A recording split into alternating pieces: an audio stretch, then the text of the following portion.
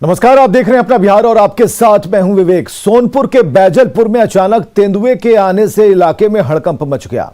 लोगों ने जैसे ही तेंदुए को बारे में सूचना मिली, उन लोगों ने अफरा तफरी मचा दी। तेंदुआ ने 3 लोगों पर हमला कर उन्हें घायल भी किया। इसमें एक वन विभाग का आरक्षी शामिल है।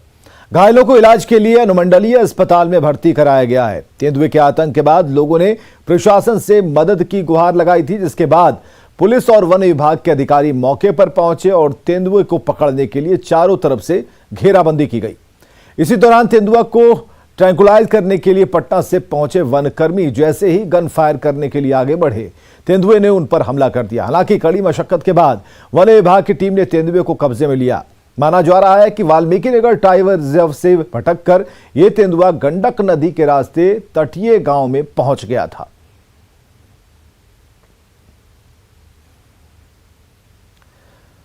समस्तीपुर में एक शख्स मुसलमान से हिंदू बन गया। इस्लाम छोड़कर सनातन में वापसी करते वक्त उस शख्स ने मुस्लिम समाज पर बेहद गंभीर आरोप लगाए।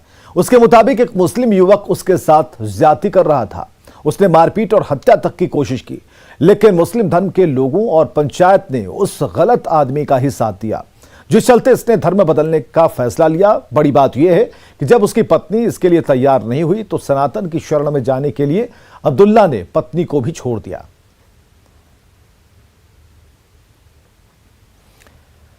और चलिए, इस तस्वीर को दिखाने के बाद इस पर एक रिपोर्ट भी हम आपको दिखाएंगे थोड़ी देर बाद। बात करते हैं निगरानी के रडार पर आए एक और भ्रष्ट अधिकारी की। वैशाली एसपी का पूर्व crime reader Anil Prasad corruption की कथा लिखकर करोड़पति बन चुका था, जिसकी सूचना पर निगरानी ने आय से अधिक संपत्ति मामले में पटना और हाजीपुर के ठिकानों पर छापेमारी की। अनिल प्रसाद के ठिकानों पर छापेमारी में कीमती जमीन के 6 डेढ़ बरामद हुए हैं, जिसकी कीमत करीब 1.5 करोड़ रुपए बताई जा रही है। और इसके अलावा 10 लाख की 2 और डेढ़ बरामद की गई। करीब 5.5 लाख के सोने और चांदी के गहने मिले हैं। निगरानी की कार्रवाई में 17 बैंकों के पासबुक और 5 डेबिट कार्ड भी मिले हैं। इसके अलावा बड़े पैमाने पर निवेश के कागजात मिले हैं।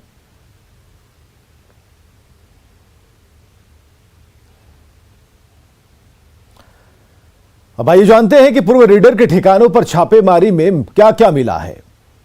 तो ये ग्राफिक्स के जरिए हम आपको दिखाने जा रहे हैं कि आखिर छापेमारी में क्या क्या मिला। करीब 5,39,50,000 के प्रॉपर्टी के कागजात, 5.5 लाख के जेवर मिले हैं। सोने चांदी के जेवरात भी मिले हैं। कीमती जमीन के 6 डेढ़ भी बरामद किए गए हैं। 1.5 करोड़ की जमीन के कागजात भी मिले हैं। जमीन के नाम पर बैंक से ऋण के कागजात मिले हैं और अलग अलग 17 बैंकों के पासबुक भी छापेमारी के दौरान मिले हैं। इसके अलावा 5 बैंकों के डेबिट कार्ड मिले हैं। 2 महंगी कार भी मिली है और बीमा में निवेश के कागजात भी मिले हैं।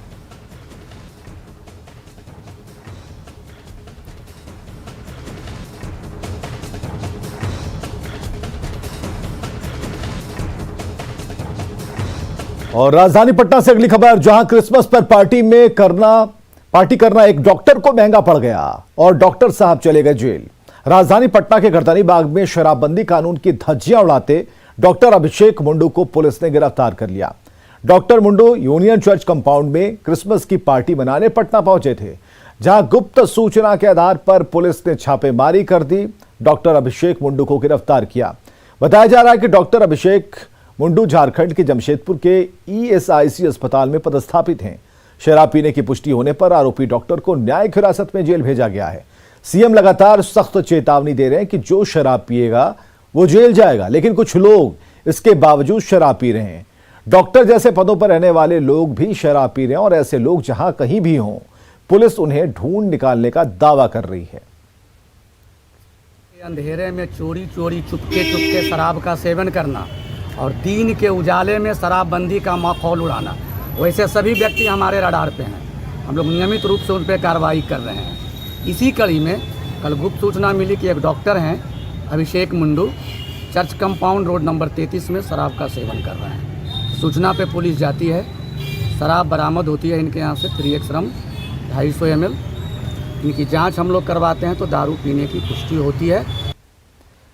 इधर दरभंगा में न्यूज 18 की खबर का असर हुआ है। कोर्ट के आदेश के बाद LNMU यानी कि ललित नारायण मिथिला यूनिवर्सिटी का डाटा सेंटर खुला है, जिससे ललित नारायण मिथिला विश्वविद्यालय के स्नातक फाइनल ईयर और स्नातकोत्तर के करीब 85,000 छात्रों के करीब 3 महीने से लटके परिणाम प्रकाशन का रास्ता उनका साफ हो गया। दरअसल LNMU और निजी कंपनी के डाटा सेंटर में अनुबंध को लेकर विवाद चल रहा था। करीब 3 महीने से विश्वविद्यालय के डाटा सेंटर में ताला बंद था, जिसकी वजह से करीब 85,000 छात्रों का रिजल्ट अटका था। इसे लेकर विभिन्न छात्र संगठनों ने लगातार विश्वविद्यालय में आंदोलन किया। न्यूज 18 ने इस खबर को प्रमुखता से दिखाई। अब कोर्ट के आदेश के बाद छात्रों को राहत मिली है। पहले भी हम कहते रहे हैं कि 30 दिसंबर तक हम लोग छात्र हित में रिजल्ट निकालेंगे। डाटा सेंटर खुल गया है, वो काम कर रहे हैं। मुझे लगता है कि ससमय वो रिजल्ट हो जाएगा और अब छात्रों को इसकी चिंता करने की जरूरत नहीं है कि उनका रिजल्ट प्रकाशन नहीं होगा, क्योंकि माननीय उच्च न्यायालय का आदेश आ गया है। तो उनकी जो समस्याएं थी वो भी समाप्त हो गई है। मुझे भी अब सारा डाटा मिल जाएगा। इधर बिहार में खेती में लागत को कम करने और किसानों को ज्यादा मुनाफा के लिए अब ड्रोन तकनीक का प्रयोग पर काम चल रहा है। पटना के पुनपुन में इलाके में इसका ट्रायल चल रहा है। ड्रोन की मदद से न सिर्फ दवा का छिड़काव किया जा सकता है, बल्कि कई और भी काम किए जा सकते हैं।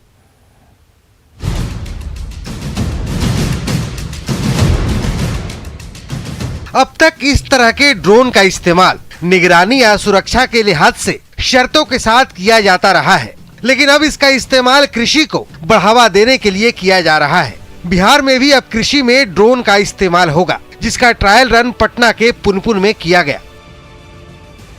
लेकिन ये एक नई शुरुआत बिहार में की जा रही है। कुछ वर्ष पहले भी बिहार सरकार ने इसकी इजाजत दी थी, लेकिन बाद में किसी कारण से यह सफल नहीं हो सका। लेकिन अब एक बार फिर से इसकी शुरुआत की गई है। कृषि कार्यों में अब ड्रोन का इस्तेमाल किया जाएगा। खेतों में दवा के छिड़काव से लेकर फसल की पूरी जानकारी ड्रोन के जरिए ली जाएगी। ड्रोन तकनीक के जरिए चिन्हित किया जाएगा कि खेत में लगी फसल कहाँ कमजोर है और किस ओर कीड़ों का प्रकोप है। छिड़काव के लिए खास तरह का ये ड्रोन देखिए, जो एक बार में 15 लीटर केमिकल भरकर लगभग 5 से 10 हेक्टेयर में छिड़काव कर सकता है। इस तकनीक से किसानों का समय और पैसे दोनों की बचत होगी, साथ ही उनका मुनाफा भी बढ़ेगा। ऑलमोस्ट इसमें सर 15 लीटर हम लोग केमिकल डालेंगे सर, और ये आपको स्प्रे करने के लिए यूज करेंगे। इसमें हम लोग जहाँ पर भी सर फंगस वगैरह लगा हुआ है प्लांट में, उसके लिए हम लोग उस एरिया में ही स्पेसिफिक एरिया में जाकर के स्प्रे करेंगे। एक बार में कितना एरिया कवर कर सकता है ये? अराउंड सर आपको 5 to 10 हेक्टेयर के अराउंड ये एक बार में कवर कर सकता है सर। कि हमारे बिहार में लेबर का बहुत ज्यादा प्रॉब्लम हो रहा है और खेती एक्सपेंसिव हो रही है, तो कम कीमत पे ये दवा का छिड़काव होगा। जैसे आपने सही बताया कि जहां बीमारी रहेगी वहीं स्प्रे होगी। अभी क्या होता है कि हम लोग अगर पूरा एकड़ में तो पूरे एकड़ में दवा यूज करते हैं, तो मान लीजिए अभी आप 1 लीटर दवा यूज करते हैं, उसमें 100 ग्राम दवा में ही आपका काम चल जाएगा। मतलब आपकी एग्री इनपुट की कॉस्ट बहुत कम हो जाएगी और बीमारी अर्ली स्टेज में पता करके छिड़काव कर देगा। बिहार एग्रीकल्चर यूनिवर्सिटी को ड्रोन के इस्तेमाल की इजाजत मिल चुकी है।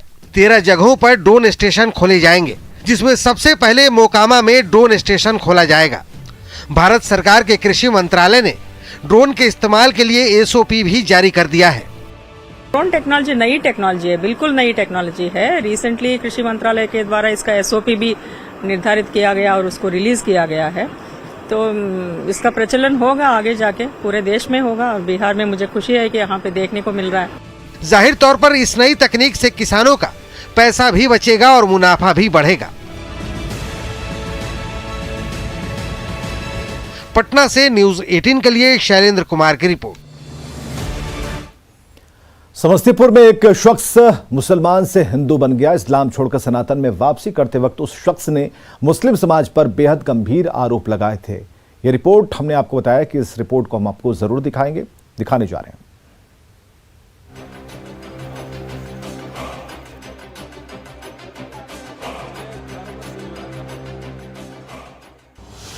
समस्तीपुर में अब्दुल्ला बन गया उमेश। इस्लाम को अलविदा कहकर अपनाया सनातन धर्म। विधि विधान के साथ अब्दुल्ला ने की घर वापसी। पहले मुंडन हुआ, फिर पवित्र स्नान और उसके बाद भगवा वस्त्र। जनेऊ और पगड़ी पहनाकर मंत्रोच्चार के साथ मोहम्मद अब्दुल्ला की सनातन धर्म में राजी खुशी वापसी कराई गई। वहाँ पर के जो समाज है वो मुझे निगलेक्ट कर दिया, ठीक है। फैसला मेरे पक्ष में नहीं हुआ, जिसके कारण जो है वो लोग एक तरफा हो गए और बात को दबाने का कोशिश किया गया। अरे आप रुकिए ना, ठीक है, जिसके कारण हमको जो है अपने घर वापसी आना पड़ा। आप पर कोई दबाव नहीं, यहाँ आने के लिए कोई दबाव नहीं, हम अपने सुरक्षा से आए। समस्तीपुर के ताजपुर इलाके के भैरव खरा गांव के काली मंदिर में अब्दुल्ला को उमेश बनाने के लिए हिंदू पुत्र नाम के संगठन ने घर वापसी कार्यक्रम का आयोजन किया था, जिसमें बीजेपी विधायक वीरेंद्र कुमार भी पहुंचे थे। आज पुनः पश्चाताप करते हुए जो है पुनः सनातन धर्म में उनकी वापसी हो गई है और सनातन धर्म के जितने भी लोग हैं, हिंदू संस्कृति के मानने वाले जो भी लोग हैं, तहे दिल से उनका स्वागत कर रहा है और अपने निर्णय लिया और अपने सहमति से, स्वेच्छा से, विवेक से ये निर्णय लिया कि ये पुनः अपने हिंदू धर्म में वापस आ जाए। और आज पूरे समाज के सामने में माता रानी के दरबार में इन्होंने अपने पुराने घर में वापसी की है, अपने सनातन धर्म में वापसी की है। हम सभी लोग इनका स्वागत करते हैं, समस्त हिंदू समाज के लोग अब्दुल्ला नाम के जिस शख्स ने सनातन धर्म में वापसी की है वो भैरव खरा गांव का ही रहने वाला है। वो 15 साल पहले धर्म परिवर्तन कर मुसलमान बना था। इसकी माने तो गांव के ही रहने वाले मोहम्मद रियाज ने ज्यादती और मारपीट करते हुए इसकी हत्या की कोशिश की। पंचायत ने भी रियाज की ज्यादती को जायज बताते हुए उसके मुताबिक ही फैसला दिया। इससे आहत होकर अब्दुल्ला ने अपना धर्म बदलने का फैसला किया। अब्दुल्ला से उमेश बने शख्स को डर है कि वो लोग उसकी हत्या कर सकते हैं, लिहाजा यह पुलिस से सुरक्षा की मांग कर रहा है। हम मेडिकल लाइन के आदमी हैं, हर घर में जाते हैं, हर समाज में जाते हैं, जिसके कारण मुझे सुरक्षा का प्रबंध किया जाए, क्योंकि अगले आदमी से मुझे खतरा है। किसी भी वक्त मेरा हत्या, क्योंकि छिन्नता लेके वो हमेशा पिस्टल चलता है। रियाज मोहम्मद रियाज, इसलिए प्रशासन से भी अनुरोध आप लोग कीजिएगा। वैसे ये पहला मामला नहीं है जब समाज के आरोप और फैसले की वजह से किसी ने इस्लाम धर्म छोड़कर सनातन धर्म अपनाया हो। आपको याद होगा कुछ दिनों पहले ही यूपी में शिया वक्फ बोर्ड के अध्यक्ष वसीम रिजवी भी धर्म बदलकर जितेंद्र नारायण त्यागी बन चुके हैं।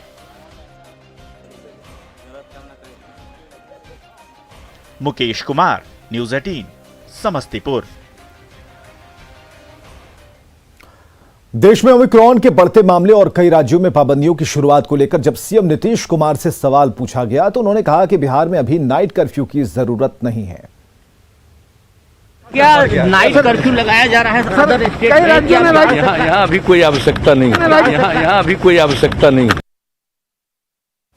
इधर बिहार में केंद्र से एक टीम आ रही है जो तैयारियों का जायजा लेगी। स्वास्थ्य मंत्री ने लोगों से अपील की है कि वो सतर्क रहें। में कोरोना के संदर्भ में हर चीज की जानकारी ली जाती है और कभी वर्चुअल होता है और कभी व्यक्तिगत रूप से आके करती है टीम। तो टीम आ रही है और वो अपने तरीके से सारी चीजों को देखेगी।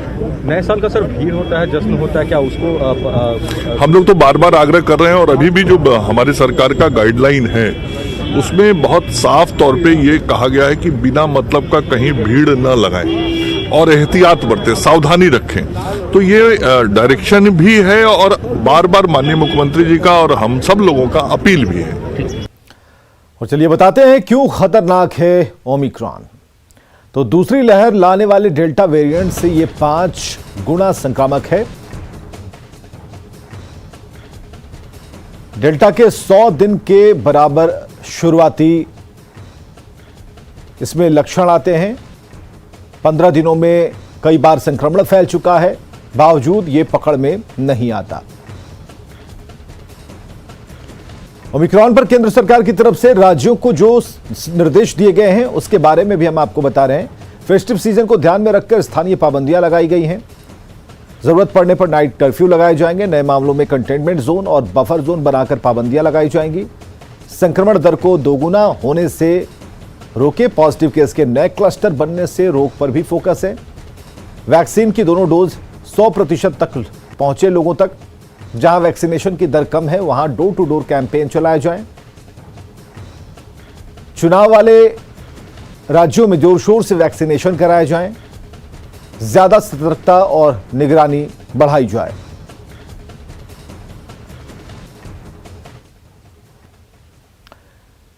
इधर पटना पहुंचने पर जेडीयू के सीनियर नेता और केंद्रीय इस्पात मंत्री आरसीपी सिंह का समर्थकों ने जोरदार स्वागत किया। केंद्रीय मंत्री ने कहा कि साल 2021 में बिहार में विकास के कई कार्य हुए जो निरंतर जारी रहेंगे।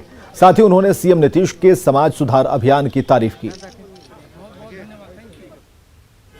बिहार में काफ़ी काम हुआ, आप देख रहे हैं, और 2022 में भी आपने देखा ना कि जो हमारे नेता आदरणीय नीतीश बाबू हैं, अब देखिए अभी वो निकले हुए हैं यात्रा पर।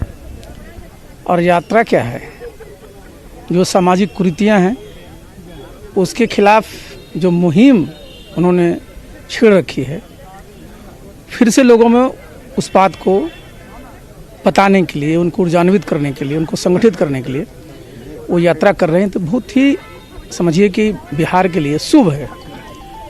जहाँ तक विकास की बात है तो देखिए, विकास तो एक निरंतर प्रक्रिया है जो चलते रहती है, और विकास में कहीं पूर्ण विराम नहीं होता।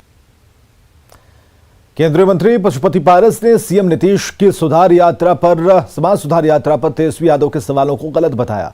पारस ने कहा कि तेजस्वी सिर्फ विरोध के लिए विरोध कर रहे हैं। सीएम की समाज सुधार अभियान समाज के हित में एक अच्छा कदम है। प्रतिपक्ष तेजस्वी यादव हैं, वो इस यात्रा के मकसद पर सवाल खड़ा कर रहे हैं। उनका कहना है कि इससे कुछ फायदा अब तक नहीं हुआ है, आगे भी नहीं होगा, और खुद बेरोजगारी यात्रा निकालने की तैयारी में है। देखिए, तेजस्वी जी नेता विपक्ष के नेता हैं, और वो भी कभी इसके पहले कभी यात्रा पर निकले थे, और विपक्ष का काम है विरोध करना। आप कितना अच्छा काम करिएगा तो विपक्ष कुछ न कुछ ही फगरबट लगाता है। वो भी अपना रैली निकालें, बेरोजगारी यात्रा निकालें, उसके लिए हमारी शुभकामना है। लेकिन नीतीश जी के द्वारा जो यात्रा निकला है, ये बिहार के विकास के लिए बहुत अच्छा संकेत है। औरंगाबाद पुलिस ने हार्डकोर नक्सली रामप्रसाद भुइयां को गिरफ्तार कर लिया है। सीआरपीएफ और मदनपुर पुलिस ने संयुक्त कार्रवाई कर रामप्रसाद को गिरफ्तार किया।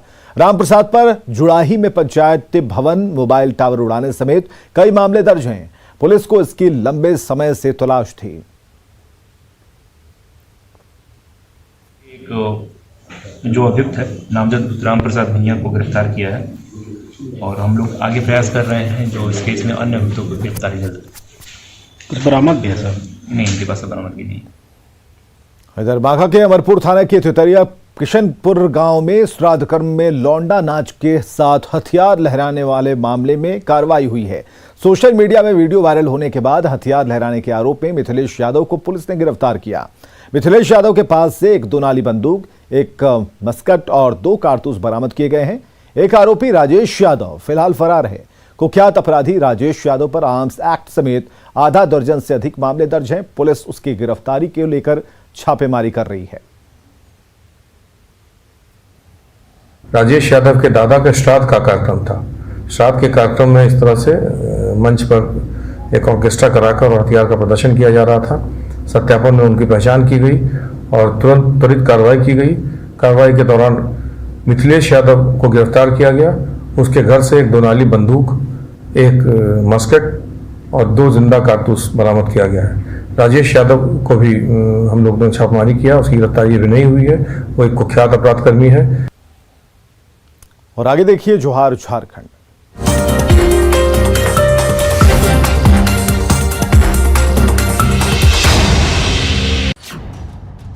झारखंड में जन वितरण